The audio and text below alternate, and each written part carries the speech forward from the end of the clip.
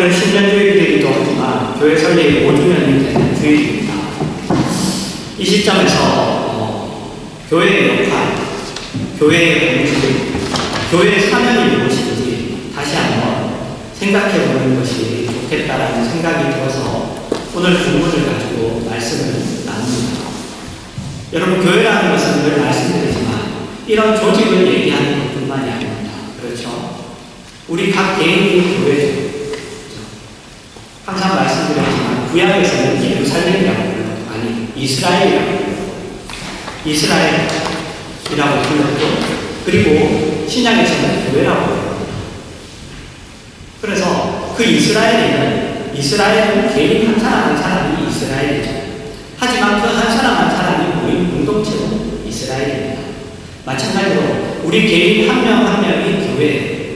그리고 한 명 한 명이 모인 이 공동체도 교회라고 합니다. 그래서 이 교회의 사명, 이 교회가 가지는 본질, 그리고 교회의 역할이 무엇인가라는 것을 우리가 다시 한번 이런 시점에서 이렇게 생각해 봤으면 좋겠습니다. 그럼 오늘 본문에 보시면 예수님이 제자들에게 사람들이 자기를 누구라고 생각하는지를 물으십니다.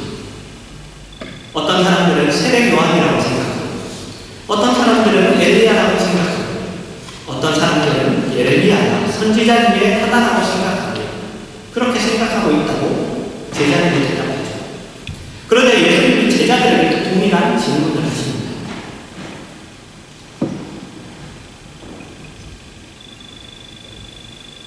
내가 누구라고 생각하냐? 제자들에게도 동일하게 묻으시죠. 그때 베드로가 주는 그리스도시요 살아계신 하나님의 아들이십니다.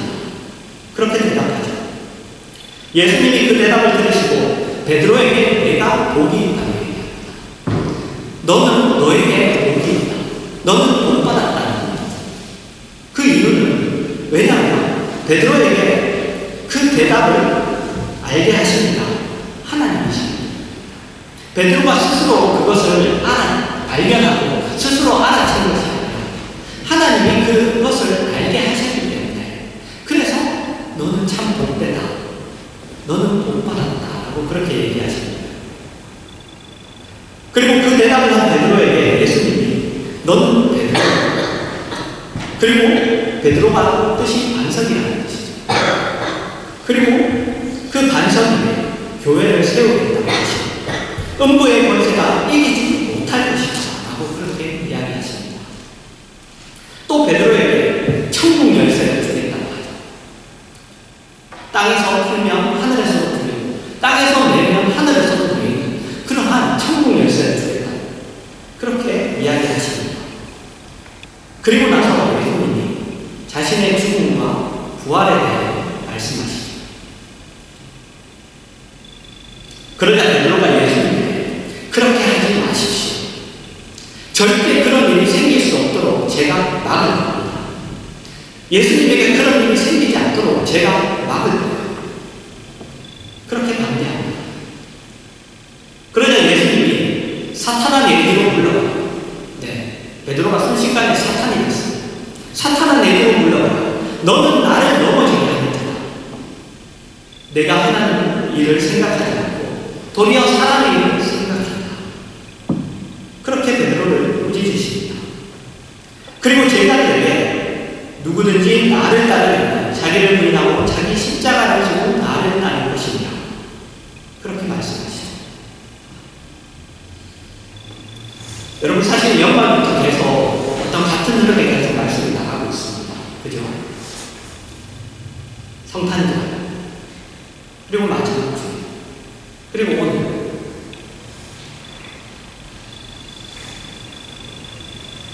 여러분, 오늘 본문에서 우리가 확인하게 되는 것은 교회는 반석 위에 세워진다는 것입니다. 교회는 반석. 베드로가 고백하죠. 주는 그리스도시요 살아계신 하나님의 아들이십니다. 교회는 여러분 그 고백 위에 세워집니다. 그 고백 위에 서있다. 그 고백을 한 내용 위에, 그 고백의 내용 위에 서있는 겁니다. 그것은 여러분 그 고백을 한 베드로의 진심이나 아니면 베드로의 주님을 향한 헌신이나 그런 것 위에 서 있는 것이 아니라 그 헌신을 하게 한, 그 진심을 가지게 한, 그것을 가능하게 하는 예수 그리스도의 주 대신 하나님 되신 위에 서 있다는 것입니다. 그런 뜻입니다. 그리고 예수님이 허락하신 천국 열쇠도 베드로가 예수님이 누구신지를 알았기 때문에 주어지는 것이 아니라 그 고백 위에 있는 것입니다. 땅에서 풀면 하늘에서도 풀리고 땅에서 매면 하늘에서 풀리는 그 권세도 그 고백 위에 있는 거예요. 그것은 주는 그리스도시고 살아계신 하나님의 아들이라는 것입니다. 그래서 교회는 여러분, 예수 그리스도의 하나님 되심과 그분의 백성을 구원하러 오신 그분의 메시아 되심과 그것에 근거하여 서 있어요. 그것에 근거하여 서 있지 예수님을 알아본 우리의 지식이나 아니면 예수님을 향한 우리의 열심히에 서 있지 않습니다. 그것은 여러분 이어지는 내용을 보면 우리가 금방 알 수 있어요. 예수님이 자신의 죽음과 부활에 대하여 말씀하시죠. 그래서 교회는 예수님의 죽음 위에 서 있는 거예요. 그러나 베드로는 그걸 반대합니다. 그러자 예수님이 사탄아 내게로 물어요. 너는 나를 넘어지게 한다.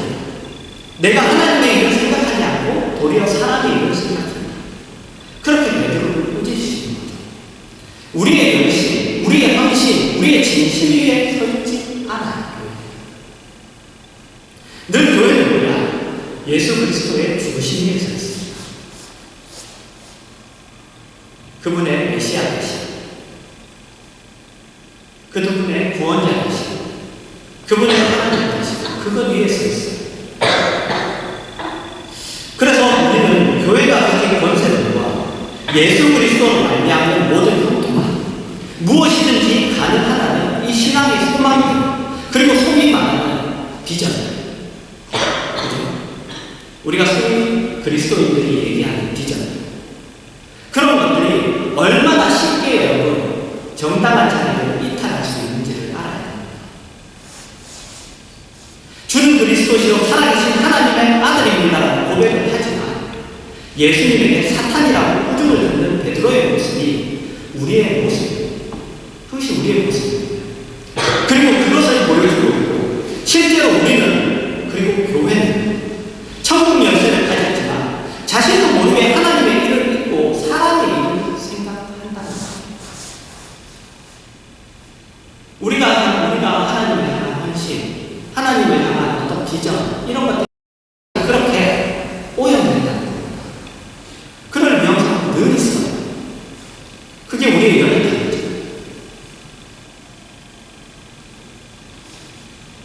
우리는 천국 열쇠를 가지고 있고 예수 그리스도의 주되심과 생명의 구원자 되심을 알고 있습니다. 그러나 교회는 내가 가진 구원과 내게 알게 해주신 영적인 내용들과 은혜에 대한 감격 속에서, 헌신 속에서 나아가는 어떤 야망들이 아닙니다. 교회의 모든 약속들은, 또는 그 모든 비전들은 모두 예수 그리스도의 죽으심에만 근거하는 거예요. 그러니까 이 모든 약속들은 죄와 결부된, 죄를 해결하여 하나님과의 관계를 완성하는 거룩의 문제라는 것에만 제한되어 있는 것입니다. 우리가 가진 권세, 소망, 복된 그런 것들은 다.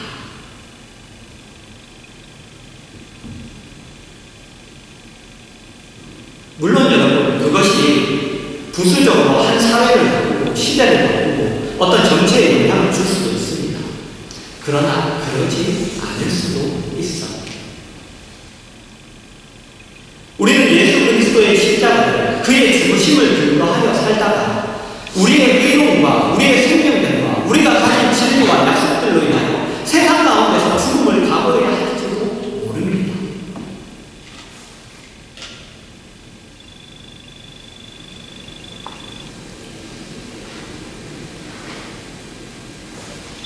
오늘 아침에 이렇게 책을 읽다가 이런 한 문장을 우리 아내가 이렇게 잠깐 얘기를 했는데, 이 달라스 문자가 집이 가난해서 샌드위치를 먹는데, 샌드위치 안에 양파만 얇게 썰어서 샌드위치 이 빵 사이에 넣고 거기다 마요네즈 발라서 먹었어요. 나중에 이제 어떤 인터뷰를 했던 사람이 물어봐요. 맵지 않느냐? 아니지 않느냐? 그러자 달라스 문자가 얘기했던 게 그거예요. 눈물을 흘리면서 먹을 수밖에 없었다.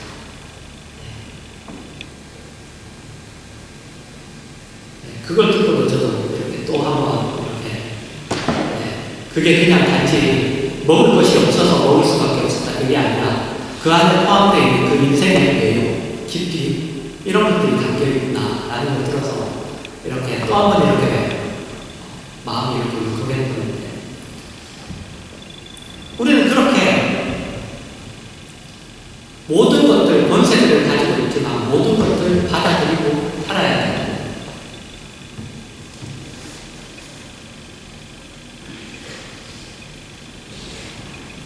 그러나 우리는 쉽게 베드로가 그랬던 것처럼 우리가 가진 헌신과 열심으로 인하여 성급히 달려나가요. 교회는 이웃을 위하여 일하고, 사회를 위하여 일하고, 국가를 위하여 일하고, 민족을 위하여 일하고, 세계를 위하여 일해야 된다고 생각합니다. 물론 해야 돼요.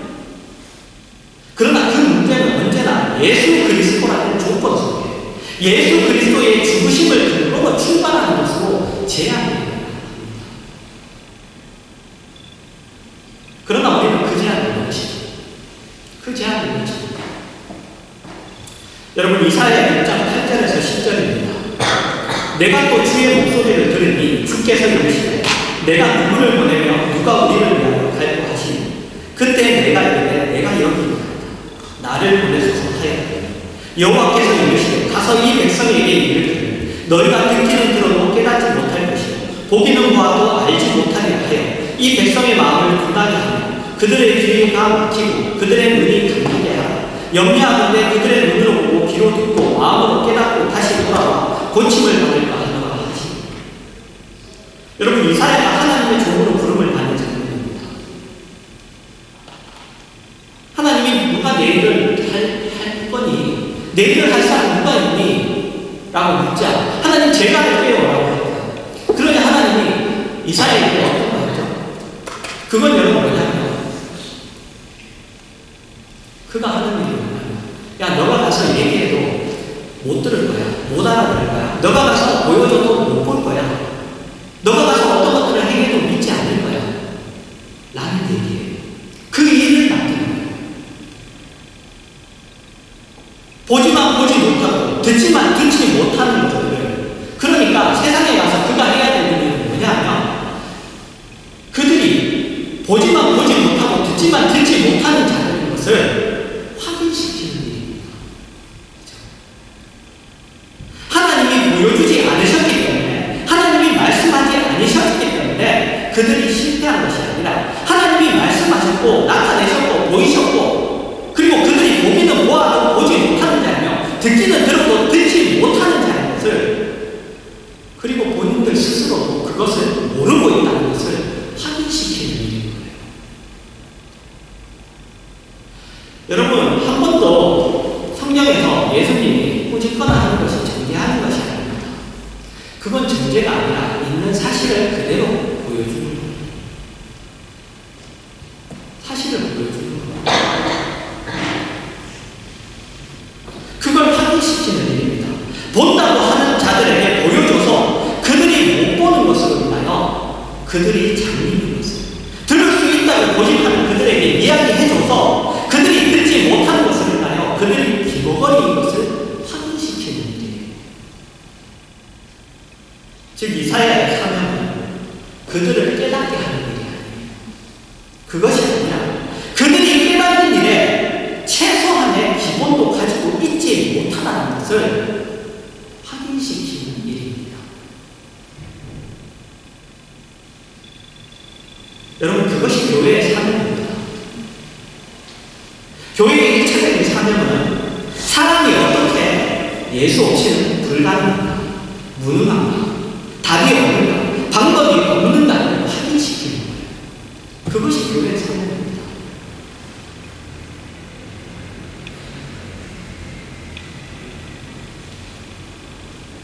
그래서 교회의 비전, 그 절망이, 그 무능함이, 예수 없이는 어떻게 할 수 없다는 그 절망이 예수 안에서 해결될 수 있다는 것에 있는 거예요. 그게 교회의 비전입니다. 그것에 근거하지 않고 예수 그리스도의 필요성을 그의 죽으심에 근거하지 않고 하는 어떤 것도 여러분, 그걸 근거하지 않고 어떤 것들 얘기해도 그것은 허황된 이야기가 되고 말아요. 우리가 보잖아요. 예수 그리스도의 죽으심에 근거하고 복음이 전해지냐, 근거하지 않고, 그러면 여러분 그 모든 것들이 다 퇴색됩니다. 오염돼요. 왜? 그 다음에 일어나는 모든 일들은 다 그것을 근거하였을 때만 누릴 수 있는 일들이기 때문에, 그것을 근거하지 않으면 다 허황돼버립니다. 그러니까 쉽게 우리는 사회, 세계, 민족, 역사를 얘기합니다. 너무 쉽습니다.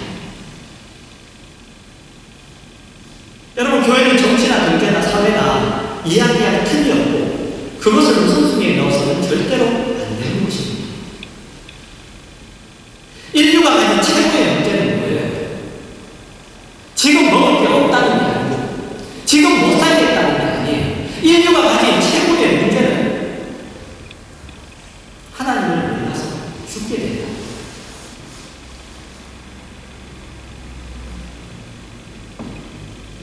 그 문제를 빼놓고는 교회가 설 이유가 없어요. 교회는 부재를 위해서 있지 않고요. 교회는 여러분 어떤 봉사를 위해서도 있지 않아요. 그거는 여러분 부수적입니다.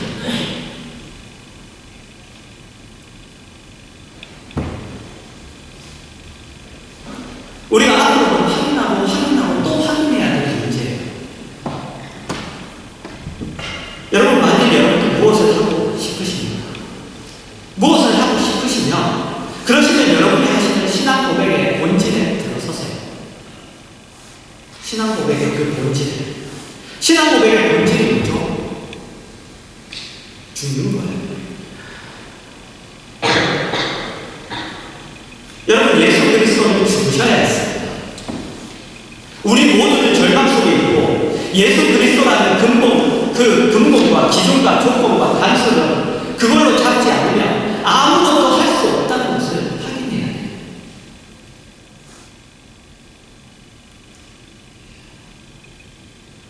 그래서 늘 우리에게 대해서 우리는 우리에 대한 절망으로부터 시작해야 됩니다. 절망으로부터. 우리에 대한 절망. 나는 안 됩니다. 나로서는 할 수 없는.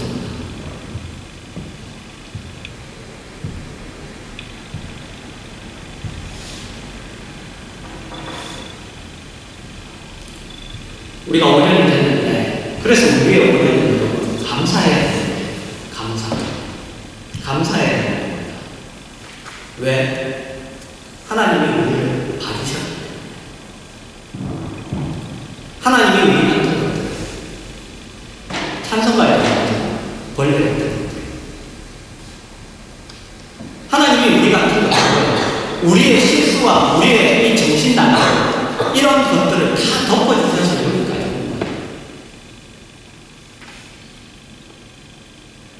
여러분, 그런 감사가 있어야 돼요.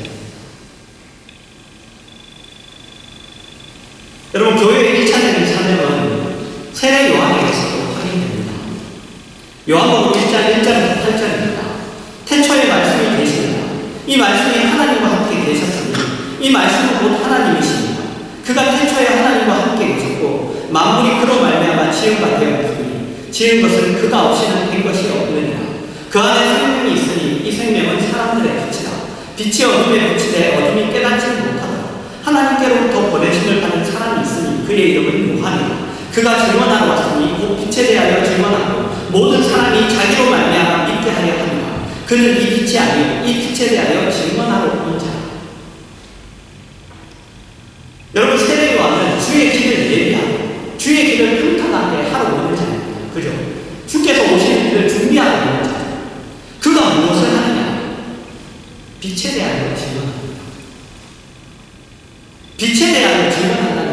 뜻이죠.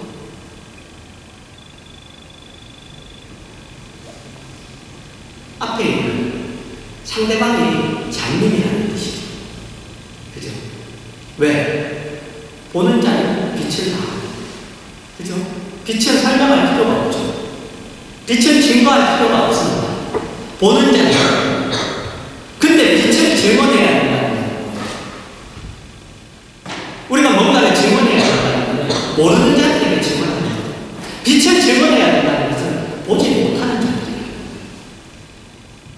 그 증언을 받는 자는 장님이라는 얘기입니다. 그러니까 세례 요한이 와서 한 일은 예수님이 왜 죽으셔야 하는가를 확인시키는 일이에요.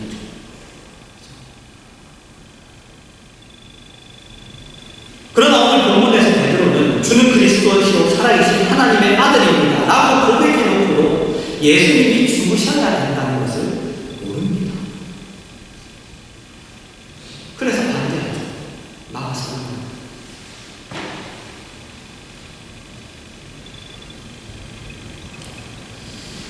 그래서 여러분, 우리가 가진 모든 약속들, 우리가 영생으로 예수 그리스도 이름으로 땅끝까지 가고 천국 열쇠를 가지고 있고 우리가 매번 매이고 풀면 풀리는 그 모든 것들이 다 예수 그리스도 그분의 죽으심으로 제한되어 있습니다.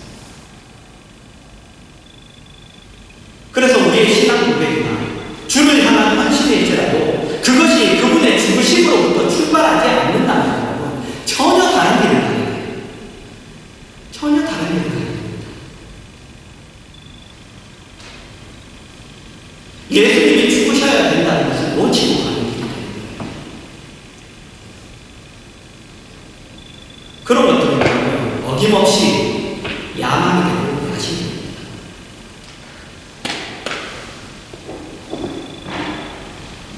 고린도서 3장 15절에서 17절입니다. 그리스도의 평강이 너희 마음을 주장하게 하라. 너희는 평강을 위하여 한 몸으로 부르심을 받았으니 너희는 또한 감사하는 자가 되라. 그리스도의 말씀이 너희 속에 풍성히 가하여 모든 지혜로 피차 가르치며 공면하고 시와 찬송과 신령한 노래를 부르며 감사하는 마음으로 하나님을 찬양하고 또 무엇을 하든지 말이나 이래나 다 주 예수의 이름으로 하고 그를 힘입어 하나님 아버지께 감사하고. 여러분, 이 말씀은 지금까지 이야기한 내용들을 근거로 할 때만 이해할 수 있는 반복적인 단어가 나오죠. 감사합니다. 감사. 그런데 뜻밖에도 이 감사는 예수를 믿는 사람들에게 드문거예요. 드문입니다. 왜 그렇죠? 이 감사에는 예수 그리스도가 유일한 조건으로 붙어있기 때문에 예수 그리스도가 유일한 조건입니다. 이 감사에. 그리스도의 평강이 너희 마음을 주장하게 하라. 그래서만 감사하게 됩니다. 그리스도의 말씀이 너희 속에 풍성히 거하여 감사하게 됩니다. 무엇을 하든지 말을 하기에는 다 주 예수의 이름으로 해서만 감사하게 됩니다. 세상이 말하는 감사는 다른 거예요. 이렇게 해주셔서 감사합니다. 이걸 주셔서 감사합니다. 이런 감사가 아닙니다. 그런 감사는 그거 없어지면 감사 없어져요.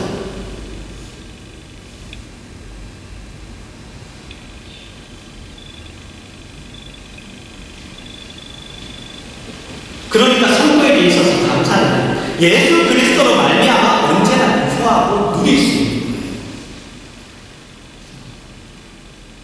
모든 것들이 그렇습니다. 성경이 얘기하는 기쁨, 성경이 얘기하는 평안, 성경이 얘기하는 감사, 그분으로만 누릴 수 있는 거예요. 하나님의 복주심, 구원, 영원한 약속들 모두 예수 그리스도로만 제한되어 있고 그분으로 인해서만 유효하고 누릴 수 있는, 그분으로 말미암아 그래서 늘 감사가 넘치는 거예요. 그래서 여러분 늘 감사하는 겁니다. 그분으로 인하여.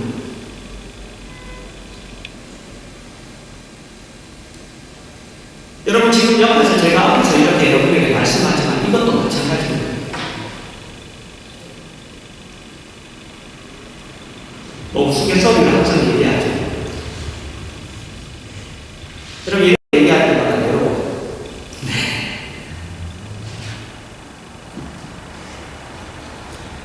여러분, 이 말씀을 하는 자리는 여러분을 이해시키는 자리입니다.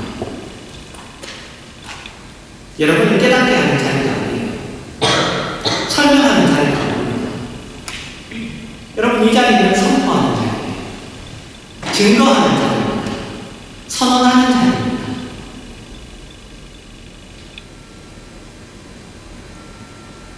하나님 편을 듣는 자리예요.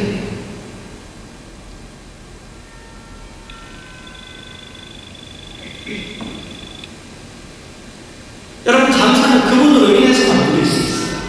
늘 감사할 수 있어요. 늘 평안할 수 있어요. 늘 기쁠 수 있어요. 그런데 성도에게 감사가 드문 것은, 심지어 교회에서도 그 감사가 드문 이유는 예수 그리스도라는 유일한 조건을 놓치기 때문에, 그분의 죽으심을 놓치기 때문에, 그분을 근거로 하여야 우리는 누구에게 심판하는 말이나 교만한 말을 할 틈이 없죠. 스스로 용서하듯이 다른 사람을 용서하고 내가 먼저 용서받고 이 자리에 왔다고 해서 다른 사람을 급하게 밀 수도 없어요. 그죠? 내가 이 자리에 이 고백과 이 신앙의 지식과 약속들을 알고 있는 이 결과가 얼마나 큰 은혜와 하나님의 무한하신 능력에 의해요. 그것에 의해서 지금 내가 가지게 되었는가를 안다는 거예요. 우리는 스스로를 위하여만 감사할 것이 아니라 우리가 참지 못한 사람에 대해서도, 그리고 절망 외에 아무것도 없다고 생각하는 어떤 정황에 대해서도 우리는 감사할 수 있어요. 내가 구원을 받았는데, 나를 위하여 십자가를 세우신 하나님이신데 왜 반전이 불가능하냐는 이 믿음의 승리를 가지게 됩니다. 어느 자리에 있든지 어떤 사람을 보든지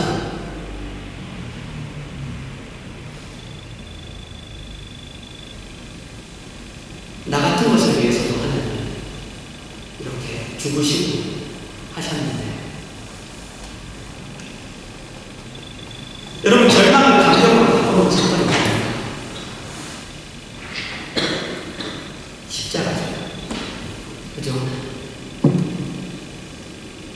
죽음을 생명으로 바꿔놓은 사람입니다. 십자가죠. 여러분, 그래서 교회가 들고 나가야 되는 건 십자가예요.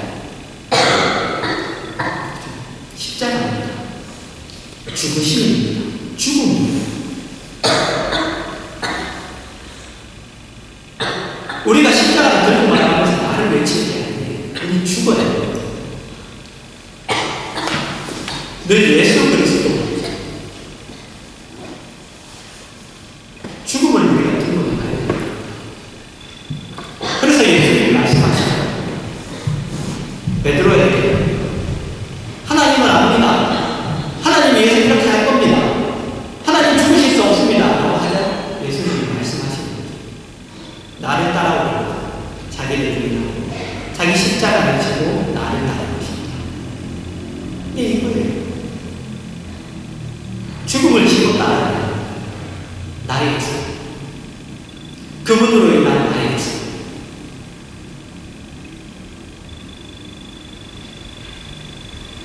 여러분, 이것이 이제 5주년 맞이하는 우리 교회뿐만 아니라 모든 성도들이 다시 확인해야 돼요. 우리 신앙의 근본, 그리고 우리 신앙 고백이 가지는 힘의 원천이에요. 그 뿌리입니다. 그리고 우리가 교회를 섬기거나 이 시대를 살거나 모든 사람들에게 가져야 하는 덕목이에요.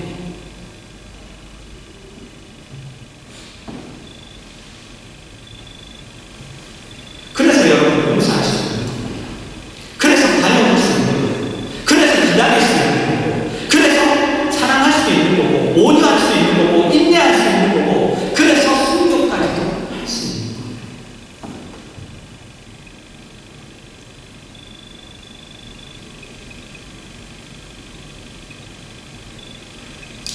그리고 그것이 주님의 교회를 세우신 이유이고, 그리고 주의 자녀들에게 허락하신 특권이고, 또한 우리가 마땅히 져야 할 책임이자 우리가 가진 자랑입니다.